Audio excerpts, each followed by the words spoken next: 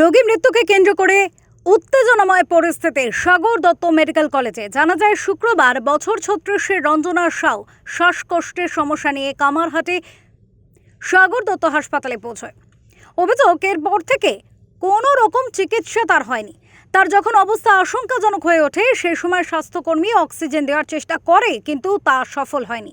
রোগীর পরিবার পরিজনদের দাবি, তাদের রোগীকে কোনো রকম চিকিৎসা করা হয়নি, আর সে কারণেই তাদের রোগীর মৃত্যু হয়েছে বিনা চিকিৎসায়। অন্যদিকে আক্রান্ত হাসপাতালের স্বাস্থ্যকর্মীদের অভিযোগ, রোগীর মৃত্যুর পরেই রোগীর পরিজনেরা ঝামেলায় জড়িয়ে পড়ে, তারা বাধা দিতে গেলে আহত হন। लोग तो कुछ नहीं कर पाते, हम लोग का जो काम है वही काम है। अब हम लोग अपना पूरा काम फॉर्मेलिटी करने के बावजूद भी इन लोग इस तरीके से टॉर्चरिंग किया जो हम लोग के इंजोरी করে। কজন লেগেছে তোমাদের?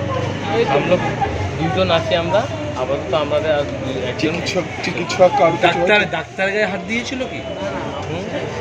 অফিসারদের গায়ে হাত দিয়েছে। পুলিশ সূত্রে খবর, উত্তেজনা প্রশমিত করতে গিয়ে তাদের এক কর্মী হাতে আঘাত পান। ঘটনার প্রতিবাদে Sagar Dutta medical college and হাসপাতালে জুনিয়র ডাক্তাররা পুনরায় কর্মবিরতি শুরু করেন। পাশাপাশি ঘটনাস্থলে পৌঁছে যান আরজি করে জুনিয়র ডাক্তাররা। শুরু হয় স্লোগান, প্রশ্ন তোলে নিরাপত্তা নিয়ে।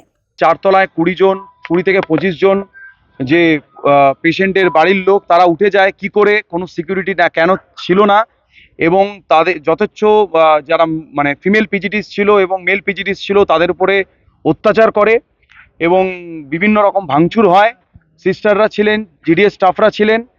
আমার প্রশ্ন এখানেই যে বারবার যে পয়েন্টটা আমরা হাইলাইট করতে চাইছি, যে হসপিটালগুলোতে সিকিউরিটির যে ব্যবস্থা সেইগুলো কিন্তু এখনো পর্যাপ্ত পরিমাণে নেই। জানা যায়, এই ঘটনার প্রেক্ষিতে শনিবার প্যান জিবির মাধ্যমে অন্যান্য মেডিকেল কলেজগুলির সিদ্ধান্ত নেবে তারা কি করবে। প্রতীতি ঘোষের রিপোর্ট, ওঙ্কার বাংলা।